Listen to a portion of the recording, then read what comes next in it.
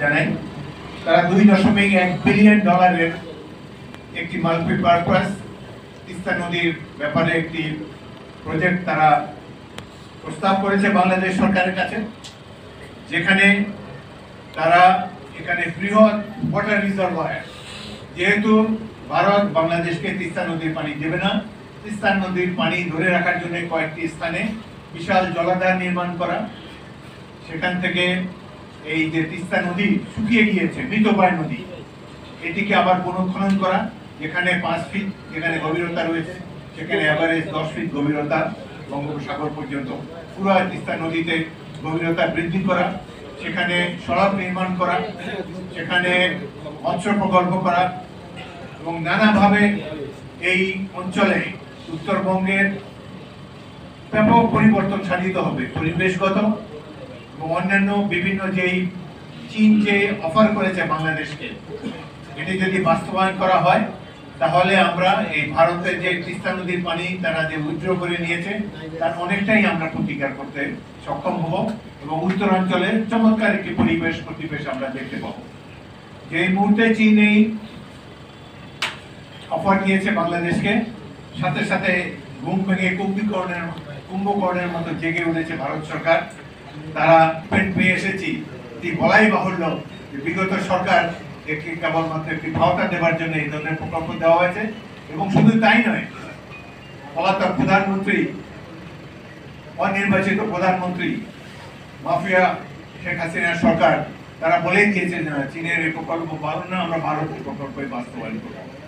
কতখানি নত জানবে এই দেশ, বাংলাদেশের মানুষকে তারা মানুষই মনে করে না, ইচ্ছা মতো তারা তাদের পারিবারিক সম্পদ বৃদ্ধি করে আর তাদের ক্ষমতাকে দীর্ঘায়িত করার জন্য প্রত্যেকটি ক্ষেত্রে বাংলাদেশের যে চাহিদা, বাংলাদেশের জনগণের যে আকাঙ্ক্ষা, সেটিকে পদদলিত করে নানা ধরনের অসম চুক্তিতে বাংলাদেশকে নিয়মিত করে।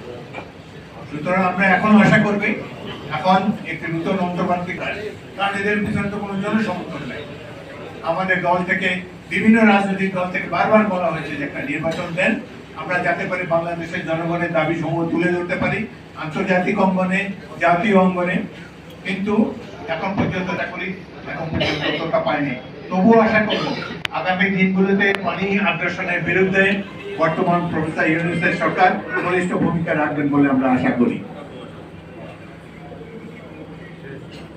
আরেকটি বিষয় হলো যে অনেক দেশ আছে যাদের বা তাদেরকে প্রকৃত জাতীয়তাবাদী চেতনায় উদ্বুদ্ধ, ভারত পাকিস্তানের মধ্যে যেহেতু উভয় দেশ পারমাণবিক শক্তিধর, সেজন্য অতি অল্প সময়ের মধ্যে অল্প ক্ষয়ক্ষতির মধ্যে যুদ্ধটি বন্ধ করার সম্ভব হয়েছে আন্তর্জাতিক শক্তি সমূহের পক্ষে।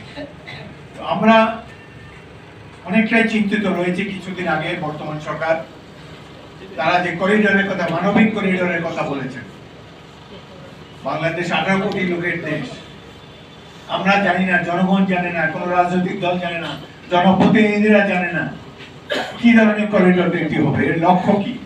আমরা কি নতুন কোন যুদ্ধে জড়িয়ে পড়তে যাই? কিন্তু দেখি যে পররাষ্ট্র উপদেষ্টা এক কথা বলেন, প্রেস সচিব অন্য এক কথা বলেন, কেউ বলেন যে হ্যাঁ চুক্তি হয়েছে তবে চুক্তির শর্তসমূহ প্রকাশ করা যাবে না।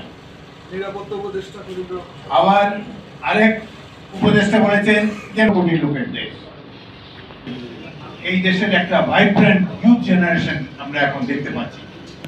বাংলাদেশের অনেক সময় এমন এমন রাজনৈতিক দল আসে যারা দেশের স্বার্থ বাদ দিয়ে প্রতিবেশী রাষ্ট্রের স্বার্থ উদ্ধারে ব্যস্ত হয়ে যায়।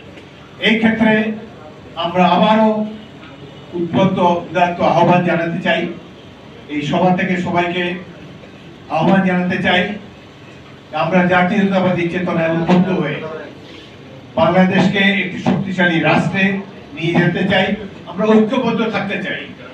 কোনো ধরনের আগ্রাসনের সাথে আমরা জড়িত হব না। দেশের সামগ্রিক অর্থনৈতিক মুক্তি আমাদের লক্ষ্য। এই লক্ষ্য অর্জন করতে হলে আমাদের এই অ্যামেচার সরকার বাদ দিয়ে একটি নির্বাচিত সরকার দরকার। এবং যারা তাদেরকে আন্তরিক ধন্যবাদ জানাই এই ধরনের একটি গোলটেবিল বৈঠকের আয়োজন করার জন্য।